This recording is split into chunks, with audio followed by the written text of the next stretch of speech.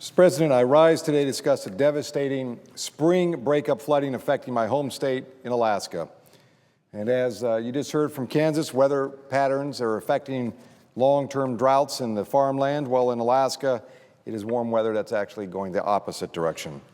Over the last several weeks, our country has witnessed devastating tornadoes in Oklahoma. Our hearts go out to the families of Moore and Oklahoma City and many others that have been affected to rebuild their lives. Disasters like these remind us of the importance of family and community, and it should make us again examine the work being done by FEMA and other agencies to help communities prepare for natural disasters. While it didn't make national news, Alaska's families along the Yukon River are putting their lives back together after a record flooding last week. Thick river ice, high temperatures, and fast melting combined to flood the community of Galena during what we call breakup in Alaska. For those who have never witnessed it, breakup on Alaska's biggest and mightiest river is a spectacular almost beyond description. As the ice begins to move and buckle and crack, you can sometimes hear it from miles away. Trouble is the wrong conditions. The moving ice can get caught where the rivers make their bends. It piles up into mountains of jumbled ice, creating a natural dam that floods everything behind it.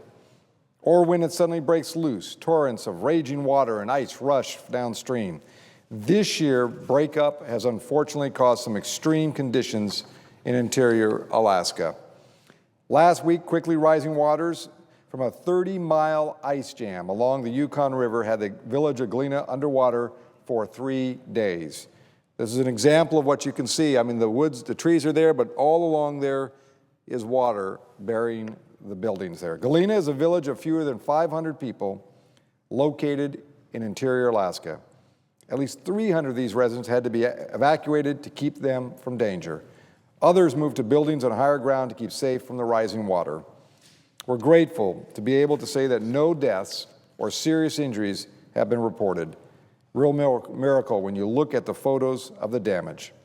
As I said, this photo, the aerial photo of Galena, shows your extent of the damage. As mentioned, this was a severe flood. Came on very fast, had to try to deal with this very quickly because the power of the Yukon when it's moving is fast and furious. These ice jams move fast once they break, worst flooding they've seen in 70 years. When in very remote communities like Galena don't have communication, river monitoring technology, transportation infrastructure to react quickly. And I have to say that, let me keep in mind, remind people that you cannot drive out of this community. You have to fly out of this community. So when the river is breaking, it is everybody's hands on deck. We're thankful for the response of the Tanana Chiefs Conference, safely evacuating many residents. The American Red Cross, Salvation Army, and many volunteers have provided invaluable help. They provide the community for really coming together to support each other and evacuate the elders and the most in need first. Alaskans are the type of people who always are willing to lend a hand to their neighbor. Mr. President, this flood really hit the community hard. Nearly every structure in Galena and the surrounding 25-mile-wide valley basin was underwater. And you get a more close-up view here of exactly how that water moves in and just floods out the whole area. And as the ice jam on the Yukon causing the flood isn't gone yet, village downstream, downriver from Galena, like St. Mary's and Holy Cross, remain on alert and are bracing for their possible evacuation. Again, reminding folks, you cannot drive out of these communities. You have to fly out or take the river. The people who live along the Yukon River respect it as a resource, but know that living along the banks can also bring dangerous conditions, which we must prepare for. Though the waters in Galena are subsiding, we know the real work just begins. This community must rebuild stronger, more prepared for future disasters, must do within the short summer construction season and added complications for Alaska. Again, our spring is here, the summer will be here, and within 3.5 months, winter will be back. As chairman of the Senate Homeland Security Subcommittee on Emergency Management, I take this flooding event very seriously. I've been in touch with local leaders, state disaster response agencies, and FEMA. I will remain engaged throughout the cleanup and rebuilding process. I'm working with the state on this emergency. We'll make sure that we have all the resources possible as Galena repairs and rebuilds. The emergency response priorities right now are restoring essential services and getting people back in their homes.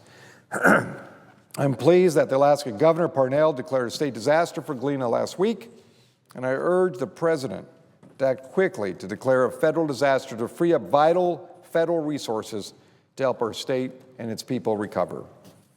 Responding to natural disasters in Alaska is very different than the lower 48. We have very unique challenges. It's important to have perspective on the size and scope of Alaska. Alaska's land is 2.5 times the size of state of Texas. Our road system is smaller than that in Rhode Island. And 82% of Alaska communities are only accessible by air. Just flying from Galena to Fairbanks or back and forth is equivalent to flying from Washington, D.C. to New York. Actually, it's a little bit longer. It's an amazing distance when you have to go from place to place. And as I reminded folks, as you see the great Yukon, in order to bring supplies and necessities, it's an hour-long flight from the Fairbanks region. This makes traditional lower 48 disaster response unrealistic for Alaska. In most communities, we don't have the road system to truck in critical supplies. We frequently rely on skilled bush pilots and boat captains to bring relief to communities in need. Our pilots are often forced to land on gravel runways or river sandbars, and our barge captains must navigate dangerous waters to access rural villages. These experiences most residents of the lower 48 couldn't even begin to imagine. And this disaster in Galena is a stark reminder of why we must continue to invest in the aviation and maritime lifelines that Alaskans rely on for survival. Another issue unique to my state is the absence of broadband access in rural areas. Now, when I say that, most people say, what's the big deal? Everyone is hooked up. Not in Alaska. Something most people would consider critical infrastructure in responding to disasters. Increased broadband deployment throughout rural Alaska would help affect communities like Galena by providing much vital information, such telehealth access to help the injured residents, up-to-date information on changing weather conditions, better communication between responders and the Disaster Response Center, information on incident response teams and cleanup on strategies. And I have to tell you, my personal example, when I called the individual who was in charge of the situation on the ground, we were waiting for another radio call in. Let me repeat that, a radio call in to get an update from someone who was on the site because the technology doesn't exist at the level that's necessary to monitor a disaster of this magnitude. This disaster is a reminder of the inequities that still exist in serving rural America. I will continue to work with my Senate colleagues to act and provide rural communities with the better broadband access, not only for emergency disasters as we're having here, but also for basic communication. All these factors mean Alaskans must work and respond differently when disasters occur in our state.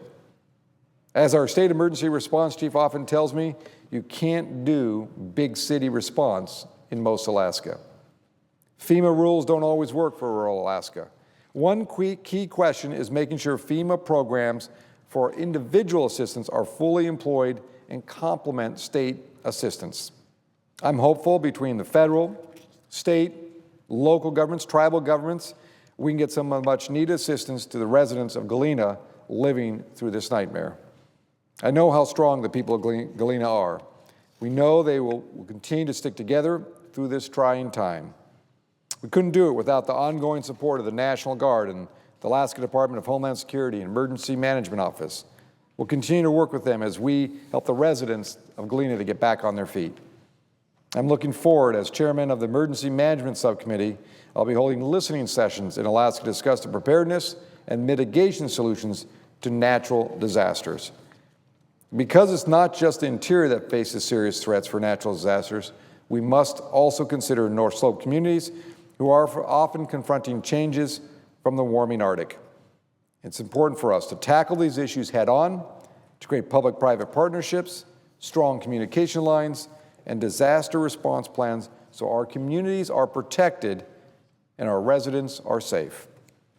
Thank you, Mr. President. I yield the floor. And I note an absence of a quorum.